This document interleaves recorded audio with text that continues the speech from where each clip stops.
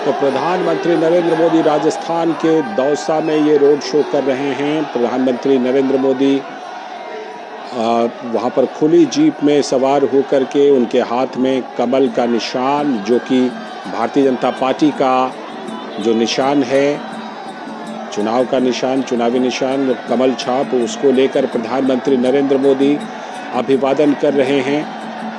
वहाँ पर उपस्थित भारी जन समुदाय जो कि प्रधानमंत्री के रोड शो में दोनों तरफ दिखाई पड़ रहे हैं, और जैसा कि आप देख पा रहे हैं कि लोगों से बिल्कुल अटा पड़ा है। प्रधानमंत्री का ये जो रोड शो है उसके दोनों तरफ लोग भारी तादाद में मौजूद हैं और प्रधानमंत्री नरेंद्र मोदी सभी के साथ अभिवादन का आदान प्रदान कर रहे हैं। विशाल बैरिस्टो हमारे संवाददाता वहीं पर हैं। विशाल बैरिस्टो से हम जुड़ते हैं और उनसे और ज़्यादा जानकारी लेते हैं। विशाल, ये रोड शो की सीधी तस्वीरें हम देख रहे हैं प्रधानमंत्री नरेंद्र मोदी के रोड शो की। ये कौन सा इलाका दौसा में है, क्योंकि भारी तादाद में लोग यहाँ पर उपस्थित दिखाई पड़ रहे हैं और प्रधानमंत्री का अभिवादन कर रहे हैं? देखिए लालचंद, ये मेन शहर है दौसा का, और मैं आपको बता दूं कि प्रधानमंत्री को देखने के लिए सुबह से ही भीड़ जमा होने लगी थी। और मैं जितनी दूर देख पा रहा हूँ उतनी दूर तक लोगों ने अपने हाथों में मोबाइल ले रखे हैं, उनकी फोटो खींचने के लिए बेकरार है। हर वर्ग का इंसान, चाहे बच्चा हो, बूढ़ा हो, महिलाएं खास तौर से प्रधानमंत्री को देखने के लिए उमड़ी है और एक उत्सव का माहौल है यहाँ दौसा के अंदर। दौसा में प्रधानमंत्री का सुबह से इंतजार हो रहा था कि कब प्रधानमंत्री आएंगे, और अब वो घड़ी आ गई है। और जैसे जैसे प्रधानमंत्री का काफिला आगे बढ़ रहा है, लोगों के अंदर और एक्साइटमेंट बढ़ता जा रहा है। सबने अपने हाथों में मोबाइल ले रखे हैं और सड़क के दोनों तरफ स्वागत हो रहा है प्रधानमंत्री का, और लोग एक झलक पाने के लिए प्रधानमंत्री के लिए उत्साहित है और चाहते हैं कि किसी तरह उस पल को अपने मोबाइल में कैद कर ले। ये जो रोड शो है ये शुरू हुआ सोमनाथ सर्किल से और करीब 1.25 किलोमीटर का ये सफर है, और इस सफर को यादगार बनाने के लिए लोग अपनी बालकनियों में आ गए हैं। मैं देख सकता हूँ महिलाएं अपने छोटे छोटे बच्चों को गोद में लिए हुए हैं और बुजुर्ग लोग भी हैं। एक बुजुर्ग महिला पिछले 2 घंटे से अपनी बालकनी में बैठी हुई है मेरे सामने, और अब वो घड़ी आ गई है कि जब वो देख पा रही है, और उन्होंने अपनी बहू से कहा है कि इस मोबाइल पर मोदी जी के वीडियो बनाकर मुझे दो। और ठीक मेरे सड़क के दूसरी तरफ वो पहली मंजिल पर बैठी हुई है। तो एक बहुत एक्साइटमेंट का माहौल है। बीजेपी हमेशा से प्राइम मिनिस्टर पर बैंक करती है हर चुनाव में। आप देख सकते हैं शोर बढ़ रहा है, तालियां बज रही है जैसे जैसे प्रधानमंत्री का काफिला आगे बढ़ता चला जा रहा है। लालचंद जी, जैसा कि हम देख रहे हैं, हम लोग जानते हैं कि जो दौसा है वो पहले राजेश पायलट वहाँ के बड़े नेता होते थे। आजकल उनके सुपुत्र सचिन पायलट कांग्रेस में हैं और कई तरह की बातें, कई तरह की खबरें भी आती रहती हैं। लेकिन ये दौसा वही दौसा है जहाँ प्रधानमंत्री रोड शो कर रहे हैं। तो ऐसे में जो दौसा का जो चुनावी माहौल है विशाल, वो कैसा दिखाई पड़ रहा है? देखिए लालचंद, आपने ठीक कहा, दौसा राजेश पायलट का गढ़ होता था। राजेश पायलट हालांकि राजस्थान से नहीं थे, लेकिन उन्होंने दौसा को चुना। दौसा गुर्जर समुदाय भी की अच्छी खासी पैठ है यहाँ पर, लेकिन ये जनरल कैटेगरी होने के बावजूद भी यहाँ पर मीणा समुदाय के लोग काफी ज्यादा हैं, और यही वजह है कि बीजेपी ने कन्हैया लाल मीणा को मैदान में उतारा है और उनका सामना कर रहे हैं मुरारी लाल मीणा। तो ये मीणा वर्सेस मीणा की जो लड़ाई है उसके अंदर एक इंटरेस्टिंग बात यह है कि प्रधानमंत्री को लेकर सबसे ज्यादा एक्साइटमेंट है। आप शोर सुन पा रहे होंगे कितने एक्साइटेड है लोग, और प्रधानमंत्री का काफिला धीरे धीरे मेरे सामने से जा रहा है। प्रधानमंत्री ने अपने हाथों में कमल का फूल लिया हुआ है। उनके दाहिनी तरफ है कन्हैया लाल मीणा जो दौसा से बीजेपी के कैंडिडेट है, और उनके बाईं तरफ है किरोड़ी लाल मीणा। डॉक्टर किरोड़ी लाल मीणा मीणा समुदाय में काफी अच्छी पकड़ रखते हैं। केंद्रीय माफ कीजिए राजस्थान में मंत्री रह चुके हैं, अभी कैबिनेट मिनिस्टर है भजनलाल सरकार के अंदर। और प्रधानमंत्री को देखने के लिए भीड़ का हुजूम दौड़ा चला आ रहा है मेरी तरफ, क्योंकि प्रधानमंत्री का काफिला मेरी तरफ आ बढ़ा है। लालचंद बिल्कुल, वो तस्वीरें हम देख रहे हैं, और जिस तरह हम देख रहे हैं कि दोनों तरफ में काफ़ी तादाद में लोग वहाँ पर मौजूद हैं। ऐसी खबर है कि इस रोड शो के लिए 4 मंच हैं और 10 जगह पर प्रधानमंत्री का स्वागत किया जा रहा है।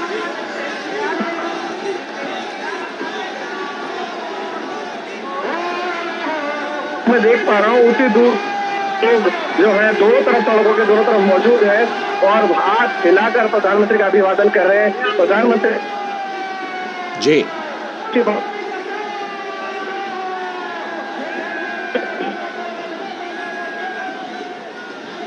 लगता है विशाल की आवाज़ कहीं ना कहीं संपर्क उनसे टूट रहा है, लेकिन हमारे संवाददाता विशाल बैरिस्टो बता रहे थे कि किस तरह से दौसा इलाका जो है वो राजनीतिक रूप से कितना महत्वपूर्ण है। प्रधानमंत्री नरेंद्र मोदी का वहीं पर आज रोड शो है और ये जो तस्वीरें आप देख रहे हैं वो वहीं से देख रहे हैं, दौसा से। राजस्थान के दौसा में प्रधानमंत्री नरेंद्र मोदी रोड शो कर रहे हैं और हाथ हिलाकर लोगों का अभिवादन कर रहे हैं। प्रधानमंत्री नरेंद्र मोदी हमारे साथ हमारे सलाहकार संपादक विनोद मिश्र जी भी जुड़े हुए हैं इस पर और ज़्यादा जानकारी देने के लिए। विनोद जी, जो तस्वीरें दिखाई पड़ रही हैं वो अपने आप में दौसा में, राजस्थान में प्रधानमंत्री नरेंद्र मोदी की लोकप्रियता की कहानी को बयां कर रही है। जी, लोकप्रियता के प्राइम मिनिस्टर की तो है, उसकी बात साथ साथ आपको हमें ये भी देखना होगा कि जब हम लोग कहते हैं ना कि लोकतंत्र का ये उत्सव है, तो उसमें जो लोगों की पार्टिसिपेशन है उसको भी ये समझना पड़ेगा कि लोग किस तरह से जोग दर जोग आते हैं। और प्राइम मिनिस्टर का रोड शो अगर आपने तमिलनाडु का भी देखा होगा, चेन्नई का भी देखा होगा, आप केरल का भी देखा होगा, आप दूसरे जैसे स्टेट के भी प्राइम मिनिस्टर का रोड शो आपने देखा है इस इलेक्शन के टाइम में। तो ये जब चीजें आपको दिखाई देती है तब आप अगर याद कीजिए कि जो प्राइम मिनिस्टर मोदी कहते हैं, कल ही जो हिंदुस्तान टाइम्स के एक इंटरव्यू में कहा था कि इस बार का जो चुनाव है वो कम से कम राजनीति में जो पंडित है और राजनीति के जो विद्यार्थी हैं उन दोनों के लिए एक अध्ययन का विषय होगा। वो इसलिए कह रहे हैं कि जब आप उस रोड शो में लोगों के उत्साह और उमंग को देखते हैं तो आप यकीन मानिए कि ये उमंग और ये लहर लोगों ने क्रिएट किया है। जो लोग में जो आप देख रहे हैं कि जो प्राइम मिनिस्टर मोदी को किस तरह से रिसिप्रोकेट करते हैं उनके अभिवादन को लेके और बार बार उनके चेहरों पे जो आप चमक देखते हैं, तो ये जरूर ये अध्ययन की चीज है कि तीसरी बार के लिए प्राइम मिनिस्टर मोदी के लिए अगर इस तरह का जोश अगर लोगों में है तो शायद दुनिया के किसी डेमोक्रेटिक कंट्री में इस तरह की चीजें आपको नहीं दिखाई दे होगी कि थर्ड टर्म के लिए वहाँ किसी प्राइम मिनिस्टर और प्रेसिडेंट के लिए इतनी ललक होगी, इतनी लहर होगी। लाल जी, बिल्कुल। आप जब प्रधानमंत्री की बात का जिक्र कर रहे थे तो प्रधानमंत्री ने अपने इंटरव्यू में ये कहा था कि इस बार की चुनाव की झलक तो जमीन पर दिखाई पड़ रही है और लोग खुद ही नारा लगा रहे हैं। क्या वैसी ही झलक इस समय दौसा से दिखाई पड़ रही है? बिल्कुल। आप जब दौसा की नजारा को आप देखते हैं और इस गर्मी में, इस प्रचंड गर्मी में आप देखिए कि वहाँ के टेम्परेचर को आप अंदाज कीजिए और लोगों के इस भीड़ को जब आप देखते हैं तो आप देखिए घंटों इंतजार करके दोनों बगल लोग जो खड़े हुए हैं और वो सिर्फ एक झलक नहीं देखना चाहते हैं, वो सीधे प्राइम मिनिस्टर मोदी के साथ में अपने उत्साह और उमंग को भी दिखाना चाह रहे हैं। तो और हर को प्राइम मिनिस्टर मोदी आप देखिए कि उस तरीके से तस्वीरों में आपको दिखाई दे रहा है कितने हुजूम में कारवा चला हुआ है। अब उस कारवा के तक पहुंचते पहुंचते प्राइम मिनिस्टर मोदी अभी 1-2 किलोमीटर चले होंगे। अब कल्पना कीजिए कि वहाँ इतने किलोमीटर तक ऐसे ही लोग खड़े हुए हैं। तो ये मानना पड़ेगा जो बात आप कह रहे थे कि ये जो लहर है उस जनता में ये लहर रही है। और फ्रंट फुट पे अगर आप कहिए कि इस चुनाव में अगर कोई खेल रही है तो जनता खेल रही है, राजनीतिक दल तो और राजनीतिक नेता तो पीछे है। और ये चीजें जब आप मोदी को देखते हैं और उनके साथ में वो जुलूस और उनके साथ में रोड शो का वो नजारा देखते हैं तो अद्भुत, ये शायद दुनिया के शायद किसी कंट्री में अपने किसी शासक, अपने किसी प्रधानमंत्री के लिए ऐसा नजारा हमें कभी देखने को नहीं मिला था। ये बात तो आपने बिल्कुल सही कही, क्योंकि कई बार जब प्रधानमंत्री नरेंद्र मोदी किसी विदेशी मेहमान नेता के साथ जब उनको लोगों के बीच लेकर जाते हैं तो जो लोगों का रिस्पांस होता है उसको देख करके कई बड़े विदेशी नेता भी कहते हैं कि भाई ये चीज़ तो भारत में ही मिलती है, ये कहीं और नहीं मिल पाती इतनी ज़्यादा लोगों का रिस्पांस। लेकिन अभी जैसे विशाल बैरिस्टो से हम बात कर रहे थे अपने संवाददाता से, तो विशाल बैरिस्टो ने बताया कि दौसा में मीणा वर्सेस मीणा इस बार है और हम देख रहे हैं कि अभी उत्तर प्रदेश के मुख्यमंत्री योगी आदित्यनाथ भी यहाँ पर आए थे और राजस्थान के मुख्यमंत्री भजन लाल ने भी वहाँ रोड शो किया था और आज प्रधानमंत्री नरेंद्र मोदी भी रोड शो कर रहे हैं। जी, मैं इस कास्ट के समीकरण की जब बात आती है और जब ये राजनीतिक पंडित लोग ये कास्ट इक्वेशन को मिलाते हैं और बताते हैं, हाँ। तो शायद ये इतना यकीन करने वाला नहीं रहता है। किसी इलाके में मान लीजिए किसी की 10% सीट होगी, कास्ट का इक्वेशन होगा, 20-15% होगा, लेकिन क्या ये सारे कास्ट में और सारे लोग जब तक नहीं मिलते क्रॉस पूरे सोसाइटी, तब तक आप जानते, हमें लगता है कि कोई पार्टी कैंडिडेट वहाँ पे अपना जीत का दावा कर सकता है। तो मुझे उन चीजों पे उतना भरोसा नहीं है। हमें ये भरोसा है कि जब आप ये लोगों में उत्साह और ललक देखते हैं, ये हाथ हिलाते हुए लहराते हुए लोगों की आप तस्वीर देखते हैं कि हर एक हाथ उस भीड़ में से खड़ी हुई है, उस भीड़ में से खड़ा है, तो इसमें आप कास्ट तो कम से कम नहीं गिन सकते कि कौन किसके लिए लड़ रहा है और कौन किसके लिए ये कर रहा है। वो पूरे उस समाज की, उस सोसाइटी की, उस पूरे एक संवेद स्वर इसको बोलते हैं।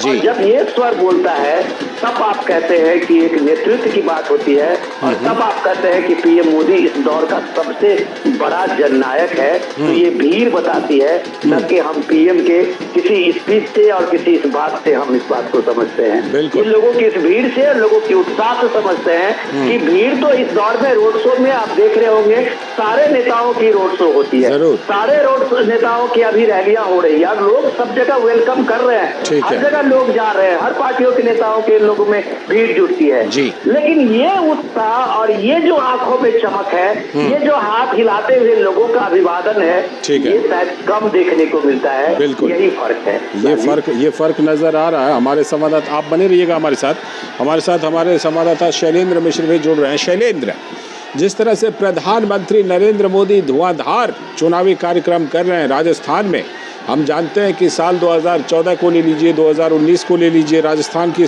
सारी सीटें भाजपा ने जीती और पिछली बार भी उनके सहयोगी के साथ मिलकर के 25 की 25 सारी सीट जीती। इस बार भी प्रधानमंत्री ने पूरा लगता है कि ऐसा फोकस कर दिया है कि इस बार भी वही परफॉर्मेंस चाहिए।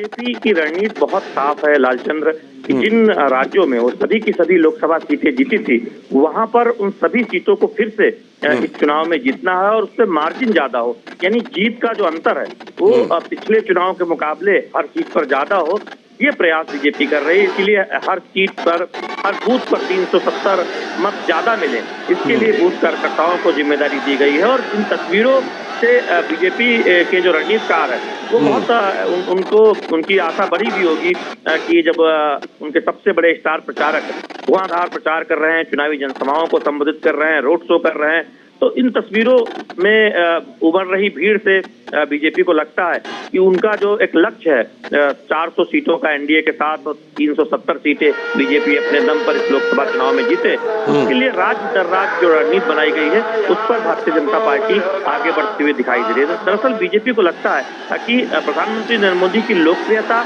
और उन्होंने जो अथक मेहनत की है पिछले 10 वर्षों में, जो देश में तमाम क्रांतिकारी काम हुए हैं, बदलाव हुए हैं, सकारात्मक बदलाव लोगों के जीवन में आया है, उससे भारतीय जनता पार्टी का जो आधार है वो जमीनी स्तर पर बढ़ा है।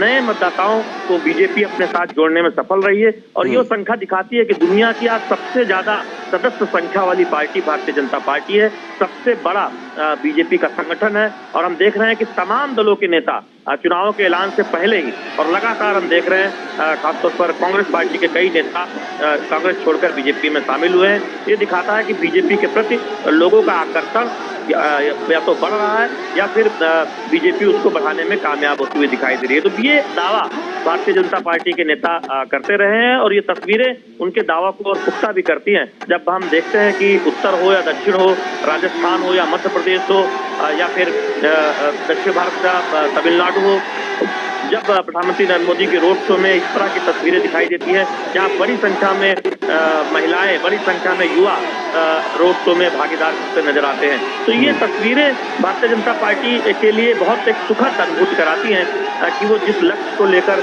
लोकसभा चुनाव में आगे बढ़ रहे हैं, जिन राज्यों में सहयोगी हैं या जिन राज्यों में वो अपने दम पर ही सभी सीटों पर चुनाव लड़ रहे हैं, ऐसे राज्यों में निश्चित तौर पर उन्हें अपनी रणनीति पर आगे बढ़ेंगे। क्योंकि जब भी चुनाव होता है, राजनीतिक दल ये कोशिश करते हैं कि पिछले चुनाव के मुकाबले वो बेहतर प्रदर्शन करें, लेकिन जब आप पहले से ही किसी राज्य में शानदार प्रदर्शन कर चुके होते हैं तो एक चुनौती होती है उस प्रदर्शन को बरकरार रखने की, और बीजेपी इस बात को बखूबी समझती है। इसीलिए 2014 के मुकाबले 19 में मत प्रतिशत बढ़ाने का लक्ष्य रखा गया था और बीजेपी ने उसमें एक सफलता हासिल की थी, और 19 के मुकाबले अब 24 में बीजेपी ने उस मत प्रतिशत को और आगे ले जाने का रखा है, जिससे कि शानदार सफलता उन राज्यों में भी हासिल की जा सके जहां पर हमने देखा था कि एक तरह से क्लीन स्वीप बीजेपी ने किया था 2019 के लोकसभा चुनाव में। गुजरात जैसे राज्य हो या राजस्थान जैसे महत्वपूर्ण राज्य जहां पर हमने देखे कि शानदार सफलता मिली थी।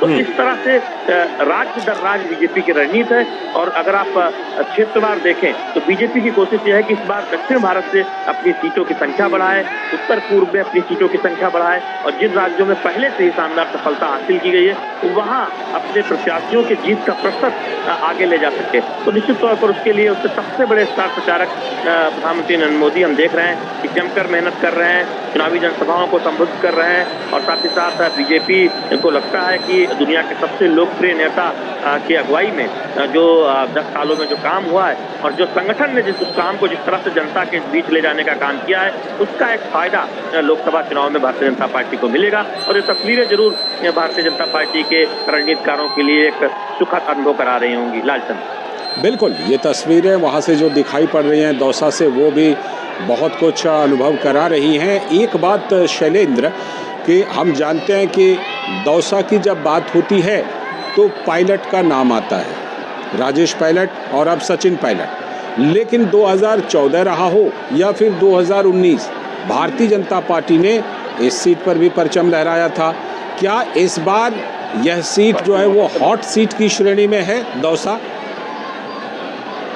जी देखिए लालचंद, निश्चित तौर पर आप भले ही आप ये कहें कि या हम जानते हैं कि अगर आप पूर्व के राजनीतिक इतिहास को देखें राजस्थान के, तो पायलट परिवार का एक अच्छा खासा प्रभाव इन क्षेत्रों में देखने को मिलता था।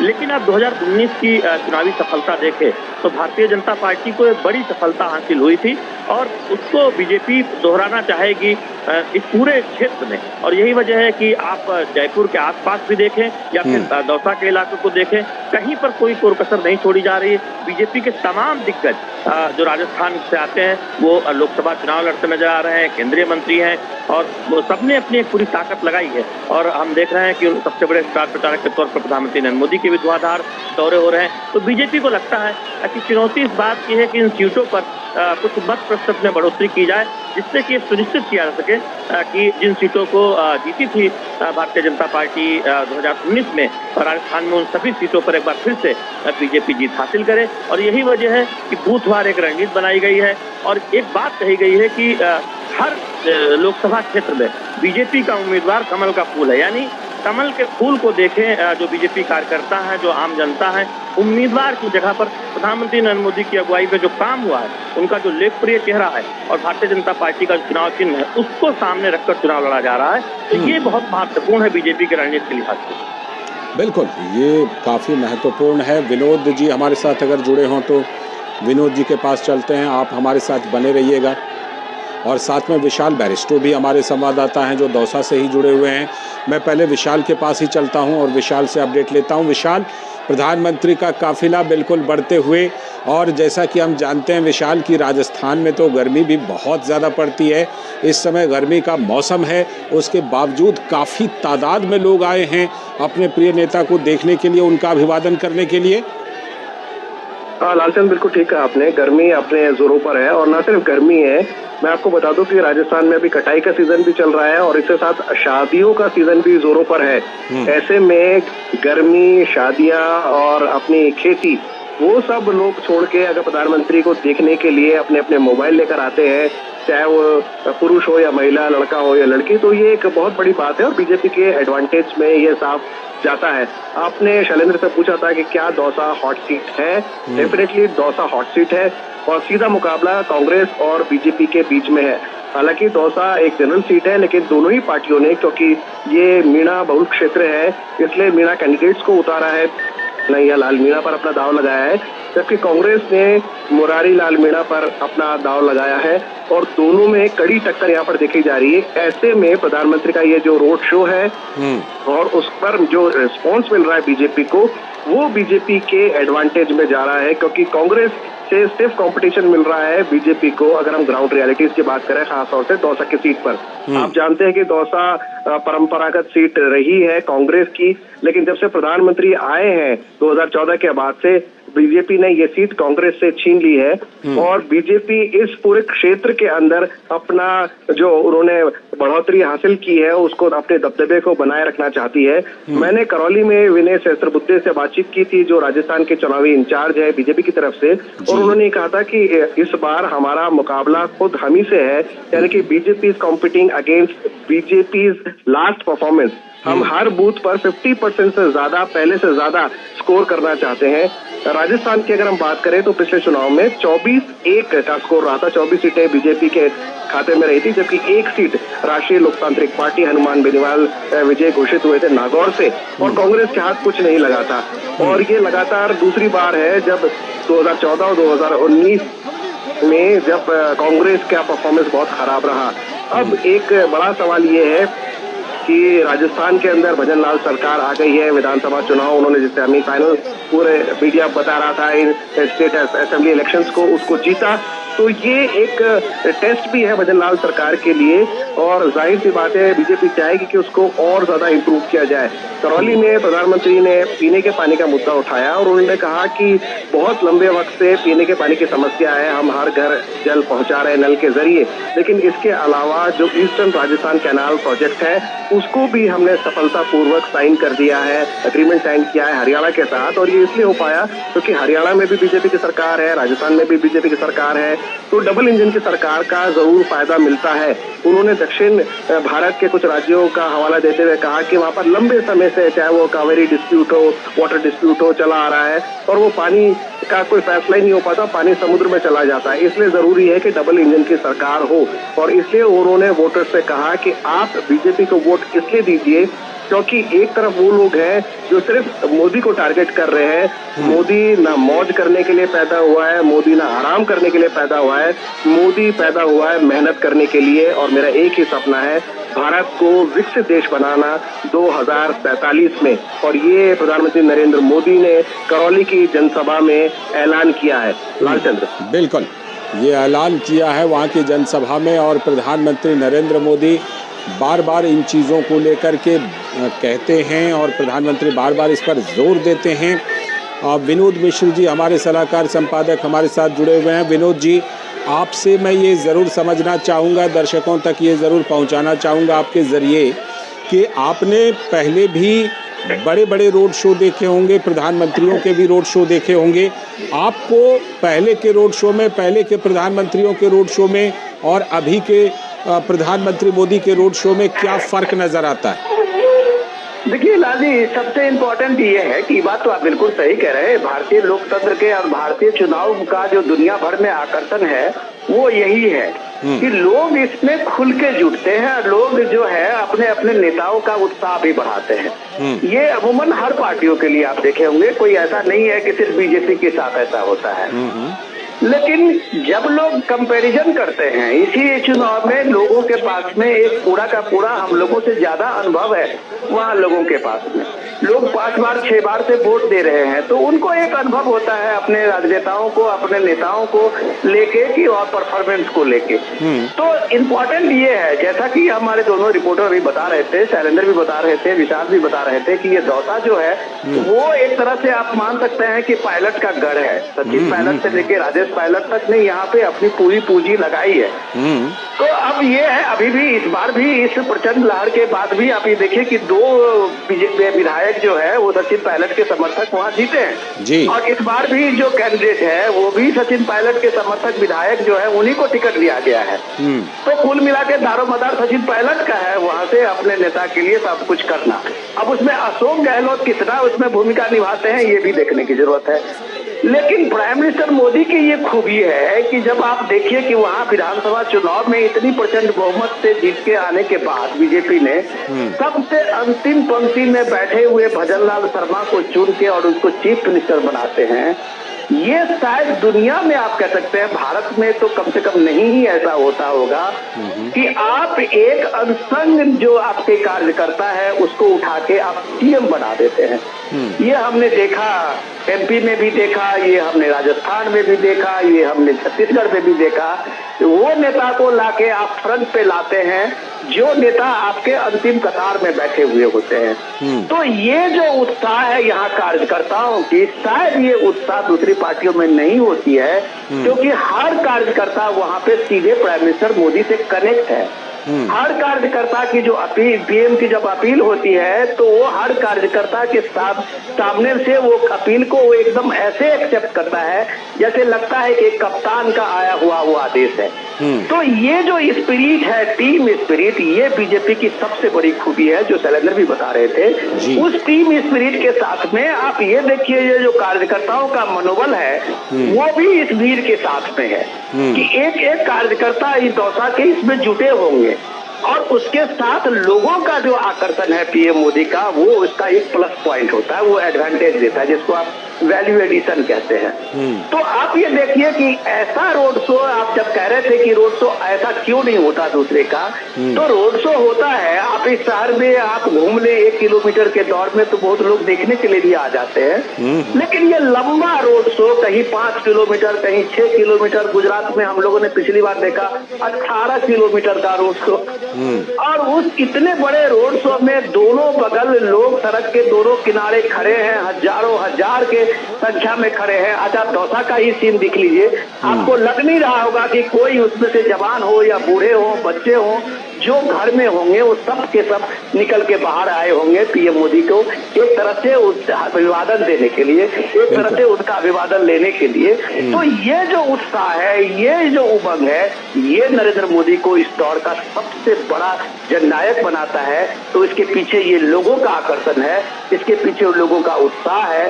इस उत्साह को जोड़ने में वहाँ के वो कार्यकर्ता भी है, वहाँ के वो लोकल जो वहाँ पे टीम है उसकी भी है कि वो इस मोमेंटम को बनाते हैं सिर्फ इस बात से कि मोदी अपने हर कार्यकर्ता छोटा हो या बड़ा हो सबके साथ कनेक्टेड है। ये सबसे बड़ी खूबी होती है लाल जी। और वो कनेक्शन ना, वो कनेक्शन बिल्कुल जिसको कहते हैं रेसिप्रोकेट होना, वो दिखाई पड़ता है दोनों तरफ से। प्रधानमंत्री जिस तरह से अभिवादन का आदान प्रदान करते हैं और जिस तरह से वहाँ पर उपस्थित जन समुदाय भी अभिवादन का आदान प्रदान करती है। शैलेंद्र हमारे साथ जुड़े हुए हैं। शैलेंद्र, जिस तरह से हम देखते हैं कि आज जैसे प्रधानमंत्री का ये रोड शो हो रहा है, 2 जनसभाएं भी प्रधानमंत्री ने की उधमपुर में और बाड़मेर में, तो प्रधानमंत्री का जो ये चुनावी कार्यक्रम तय होता है इसमें कहीं ना कहीं इन दोनों चीज़ों को शामिल किया जाता है क्या, कि जिसमें कि जनसभाएं भी हों, रोड शो भी होते रहें प्रधानमंत्री के देश के अलग अलग हिस्सों में? प्रधानमंत्री नरेंद्र मोदी का जितना संभव हो सके उतनी उनके कार्यक्रम प्रस्तावित करती है और उसमें जनसभाएं हो, रोड शो हो और बूथ कार्यकर्ताओं से वीडियो कॉन्फ्रेंसिंग के जरिए बातचीत हो, ये भी महत्वपूर्ण जगहों पर हो, ये सुनिश्चित करने का प्रयास किया जाता है। और यही वजह है कि हम देख रहे हैं कि जिन राज्यों में पहले और दूसरे चरण में चुनाव है वहां पर प्रधानमंत्री नरेंद्र मोदी की धुआंधार चुनावी जनसभाएं और रोड शो दिखाई दे रहा है, रोड शो हो रहा है। हमने चेन्नई में देखा प्रधानमंत्री नरेंद्र मोदी का रोड शो, जहां पर पूरे तमिलनाडु में पहले चरण में मतदान होना है। राजस्थान में देख रहे हैं प्रधानमंत्री नरेंद्र मोदी का ये रोड शो। इसके साथ ही साथ अपने मध्य प्रदेश की जो सांस्कृतिक नगरी है, जब वहाँ हमने प्रधानमंत्री नरेंद्र मोदी का रोड शो देखा और तमाम हम धुआंधार जनसभाएं तमिलनाडु में, उत्तर प्रदेश में, मध्य प्रदेश में, राजस्थान में देख रहे हैं। तो ये दिखाता है कि बीजेपी अपने सबसे लोकप्रिय नेता की जमकर चुनावी जनसभा के साथ साथ रोड शो आयोजित कर रही है। इसकी एक वजह भी है, बीजेपी ये बखूबी जानती है कि प्रधानमंत्री नरेंद्र मोदी का जो कनेक्ट है वो आम जनता के साथ कितना गहरा है। प्रधानमंत्री नरेंद्र मोदी संवाद में यकीन करते हैं और जितना संभव होता है वो विभिन्न राज्यों के दौरे करते हैं, वहाँ लोगों से संवाद करते हैं और उनका एक सीधा कनेक्ट, खासतौर पर हम युवा वोटर्स में और महिला जो वोटर्स हैं, जो लाभार्थी योजनाओं से जिनको फायदा हुआ है, जो कल्याणकारी योजनाओं से जिनका जीवन बदला है, उनमें एक प्रधानमंत्री नरेंद्र मोदी को लेकर एक विशेष प्रेम दिखता है कि प्रधानमंत्री नरेंद्र मोदी की अगुवाई में केंद्र सरकार ने तमाम योजनाओं से उनका जीवन बदला है। तो वो एक कनेक्ट दिखता है और दुनिया के एक सबसे बेहतरीन भाषण शैली वाले नेता के तौर पर प्रधानमंत्री नरेंद्र मोदी जाने जाते हैं। तो कैसे जनता से कनेक्ट करना है चुनाव के दौरान भी प्रधानमंत्री बखूबी जानते हैं और जहां भी प्रधानमंत्री जाते हैं वहां के स्थानीय जो परिवेश होता है उससे कनेक्ट होते हैं, जो स्थानीय संस्कृति होती है उसका जिक्र करते हैं। तो इससे लोगों को के बीच कनेक्ट होने में एक तरह से बहुत आसानी भी होती है और एक रिस्पांस दिखाई देता है। विनोद जी बात कर रहे थे कि बाकी नेताओं की भी जनसभा होती है, बाकी नेताओं के भी रोड शो होते हैं, लेकिन वो कनेक्ट शायद जो प्रधानमंत्री नरेंद्र मोदी के रोड शो में, उनके चुनावी जनसभाओं में दिखाई देता है वो बाकी नेताओं में नहीं दिखाई देता। उसकी वजह यही है कि प्रधानमंत्री नरेंद्र मोदी की जो शैली है लोगों से जुड़ने की, वो अलग है, वो बहुत शानदार है और दुनिया इस बात को जानती है। तभी तमाम सर्वे में वो दुनिया के सबसे लोकप्रिय नेता के तौर पर उभर कर आते हैं और बीजेपी के लिए तो एक तरह से बीजेपी इस बात को जानती है कि उनके लोकप्रिय नेतृत्व में वो चुनाव दर चुनाव एक नई सफलता हासिल करती जा रही है, चाहे राज्यों के चुनाव हो या फिर 2014-2019 के लोकसभा चुनाव हो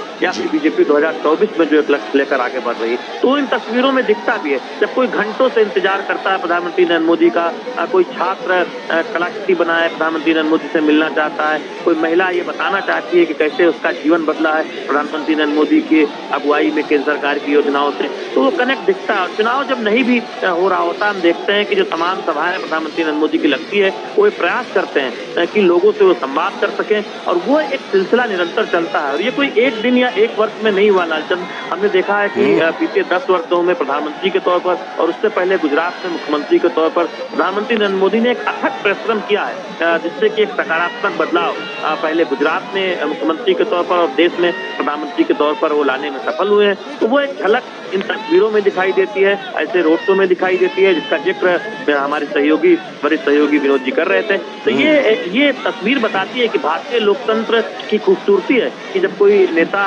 मेहनत करता है, जब कोई नेता जनता के कल्याण के लिए तमाम योजनाओं को सफलतापूर्वक क्रियान्वित करता है तो उस नेता को जनता का प्यार मिलता है, जनता का रिस्पांस मिलता है और इस तरह की तस्वीरें उस बात की गवाही भी देती हैं। तो आप देख रहे हैं जगह जगह जो रोड शो हो रहे हैं उसमें जिस तरह की तस्वीरें सामने आ रही हैं लालचंद। बिल्कुल, ये तस्वीरें जिस तरह से आ रही हैं उन्हीं में से ये दौसा की तस्वीरें हैं जो आप अपने टेलीविज़न स्क्रीन पर देख रहे हैं। हमारे संवाददाता विशाल बैरिस्टो भी हमारे साथ जुड़े हुए हैं। विशाल, आज ये रोड शो हो रहा है दौसा में, प्रधानमंत्री का जो जनसंघ के ज़माने के वरिष्ठ नेता गोवर्धन लाल बढ़ेरा हैं, उनसे भी मुलाकात का कार्यक्रम था।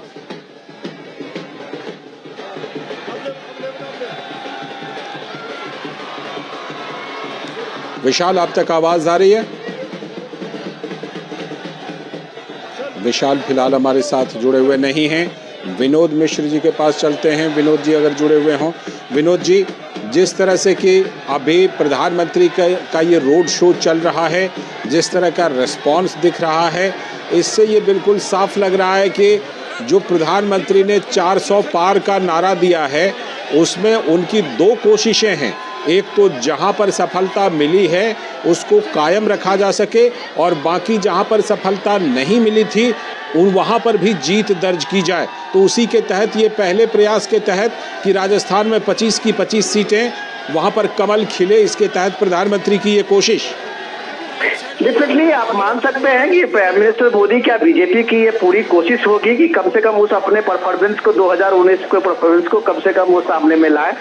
लेकिन आप ये मत भूलिए कि यहाँ पे और जो दूसरी पॉलिटिकल पार्टियां हैं, कांग्रेस हो या दूसरी और पार्टियां हैं, बीएसपी भी वहाँ है, हर पार्टियों की अपनी जरूर कोशिश होगी कि वो भी कम से कम वहाँ अपनी उपस्थिति में एक बढ़िया प्रेजेंस दिखाए। तो ये चीजें तो अपने आप में ये है, ये आप कह सकते हैं कि इस लोकतंत्र में और इस चुनाव में इसको आप एक बड़ा ये मान सकते हैं कि हर पॉलिटिकल पार्टी अपनी तरफ से कोशिश करती है। शायद कांग्रेस भी उसी तरह की कोशिश कर रही होगी या बीएसपी भी कर रही होगी, जो जिस तरह की कोशिशें आप ये देख रहे हैं। जरूर। लेकिन सबसे इम्पोर्टेंट ये चीज है कि जनता के बीच में जाने के पास में आपके सामने में मुद्दे क्या है।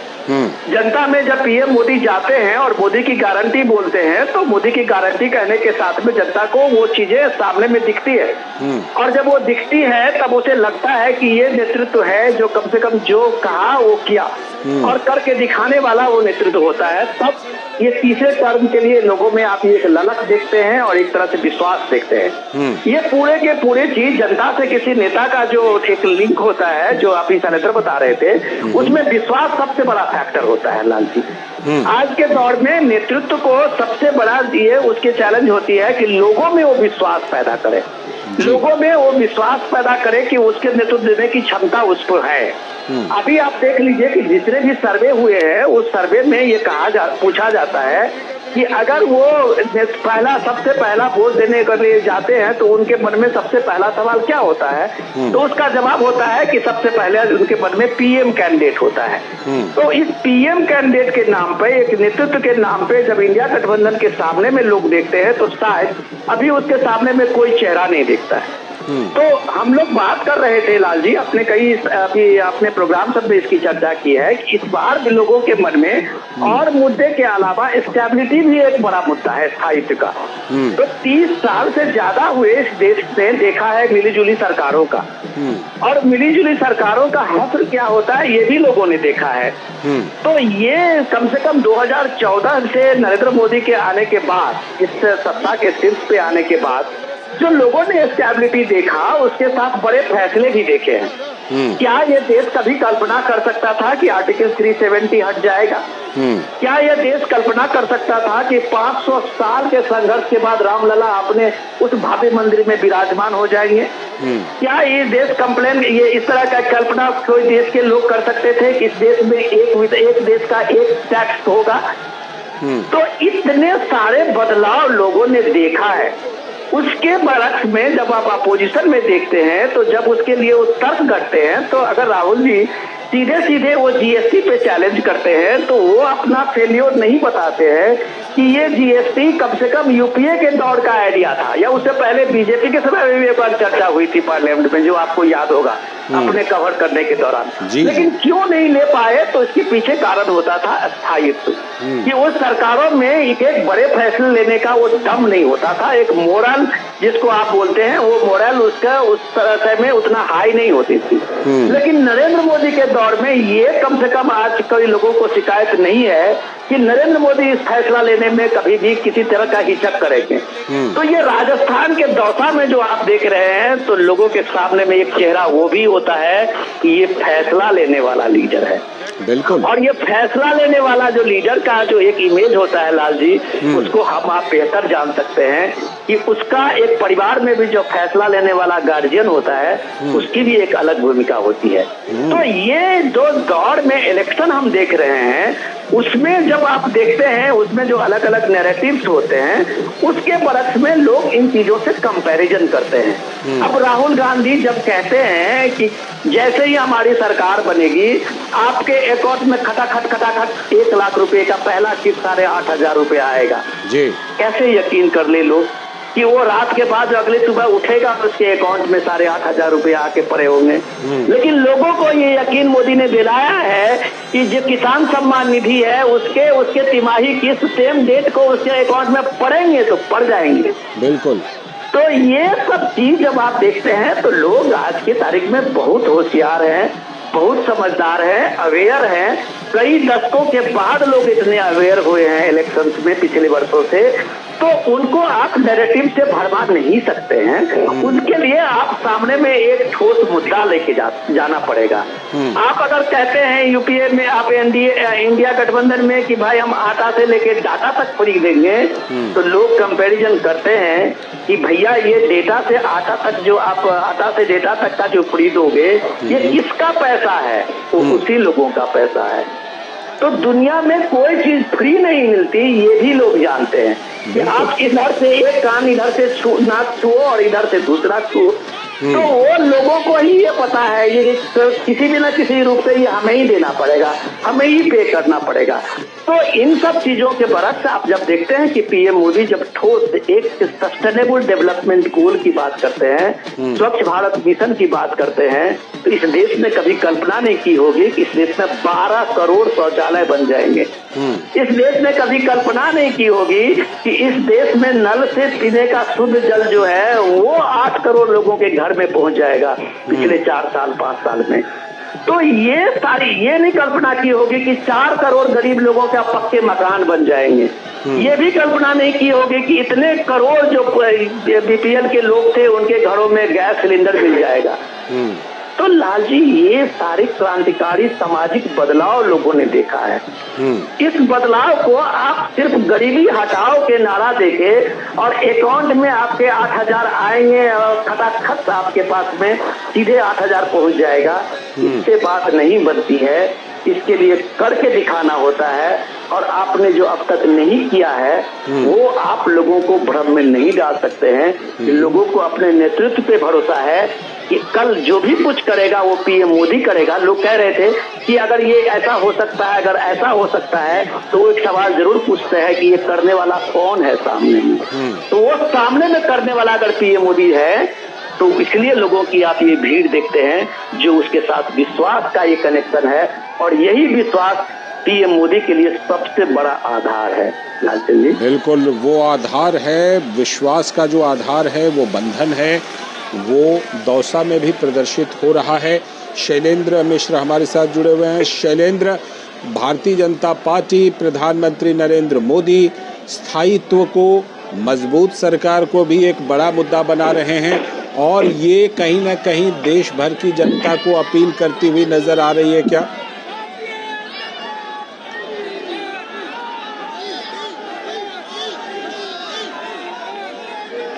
शैलेंद्र, आप तक आवाज आ रही है? जी बिल्कुल, एक बार सवाल दोहराएंगे क्या? हाँ, मैं सवाल ये कर रहा था कि स्थायित्व को और मजबूत सरकार को, स्थायी और मजबूत सरकार पर प्रधानमंत्री लगातार जोर दे रहे हैं, उसके फायदे गिना रहे हैं। ये भारतीय जनता पार्टी के इस बार के चुनाव प्रचार में एक बड़ा मुद्दा है जिसको लेकर प्रधानमंत्री देश के अलग अलग हिस्से में भी जा रहे हैं और इंटरव्यू भी दे रहे हैं। निश्चित तौर पर देखिए, जनता को ये बखूबी पता है कि स्थायी सरकार के कितने फायदे होते हैं और हमने देखा कि अपने दम पर 30 साल बाद 2014 में भारतीय जनता पार्टी की या किसी भी पार्टी की सरकार केंद्र में बनी थी तो उसके अपने फायदे भी नजर आए हैं। राज्यों में भी जब हम पूर्ण बहुमत की सरकार देखते हैं तो ऐसी सरकारें स्थायित्व देती है और ये कहा जाता है कि स्थायी सरकार ही विकास की गति को आगे बढ़ा सकती है, तमाम योजनाओं को आगे बढ़ा सकती है। तो वो एक मुद्दा है। बीजेपी ये कहती है कि देखिए, एक तरफ इंडी गठबंधन के लोग हैं जो सिर्फ अपने परिवार को बचाने के लिए या फिर अपने भ्रष्टाचार को बचाने के लिए एक साथ आए हैं और उनमें कोई विजन नहीं है, कोई कॉमन प्रोग्राम नहीं है, कोई एजेंडा नहीं है। वो सिर्फ प्रधानमंत्री नरेंद्र मोदी के विरोध और बीजेपी के विरोध के लिए एक हुए हैं। तो इस बात को जनता तक पहुंचाने की जोर शोर से कोशिश हो रही है बीजेपी की तरफ से और हमने देखा है कि बीजेपी को लगता है कि परिवारवाद, भ्रष्टाचार के साथ साथ स्थायित्व का जो मुद्दा है उससे वो बीजेपी जनता को लुभाने में कामयाब होगी। और यही वजह है कि इस बात को बहुत बीजेपी कहती है कि 2014 के बाद आप देखिए, जब स्थायी सरकार, एक पूर्ण बहुमत की सरकार केंद्र में आई जिसमें तमाम दलों, एनडीए के साथ सहयोगियों को भी साथ लिया गया, तो उसने तमाम बड़े फैसले किए, तमाम ऐसे फैसले किए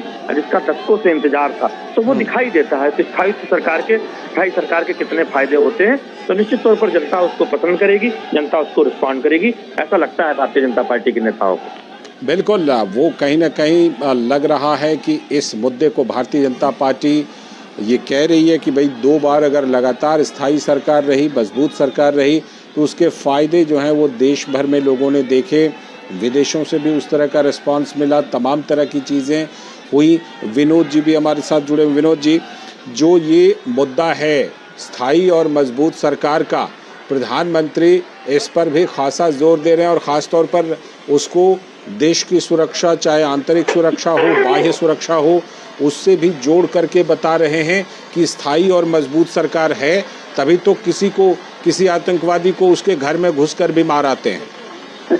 लाल जी, मैं आपके सवाल लेने से पहले जो ये जनता की और लोगों की जो भीड़ को, दौड़ते हुए भीड़ को मैं देख रहा हूँ, हाँ। तो ये मुझे अद्भुत नजारा लग रहा है। हाँ, क्योंकि वो पीछे के लोग दौड़ करके फिर से आगे आ जा रहे हैं।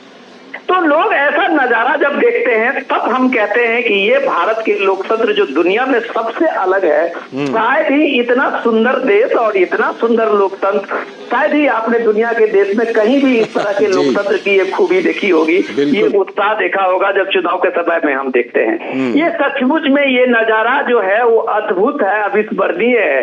जीत हार का फैसला तो लोग करेंगे, अपने हिसाब से करेंगे, लेकिन जब ये नजारा देखते हैं तब ये लगता है कि क्या इस दौर में ये जितने नैरेटिव्स दिए जाते हैं, संविधान बचाओ, लोकतंत्र खतरे में है, क्या इस भीड़ देख के कम से कम उनको सोचने पे एक बार जरूर मजबूर नहीं होते हैं क्या? क्या ये लोकतंत्र बचाओ और जो संविधान बचाओ का जब वो